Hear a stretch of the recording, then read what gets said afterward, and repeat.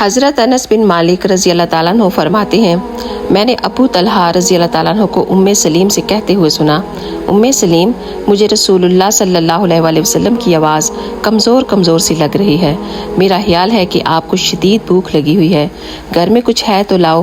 انہوں نے فوراً جو کی چند روٹیاں نکالیں۔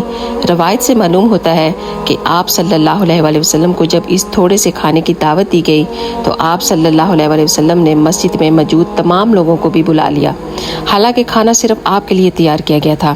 آپ کے 70-80 ساتھیوں نے بھی وہ کھانا کھایا اور خوب سیر ہو کے کھایا، لیکن وہ کھانا اتنی ہی مقدار میں جوں کا توں ہی باقی بچا رہا۔ سبحان اللہ، میں قربان جاؤں اپنے نبی کی شان پر۔ اللہ تعالیٰ ہم سب کو اپنے نبی کے حکم پہ چلنے کی توفیق عطا فرمائے۔ اگر آپ کو یہ ویڈیو اچھی لگے تو پلیز ایک دفعہ اس کو لازمی شیئر کیجیے گا۔ جزاک اللہ خیر۔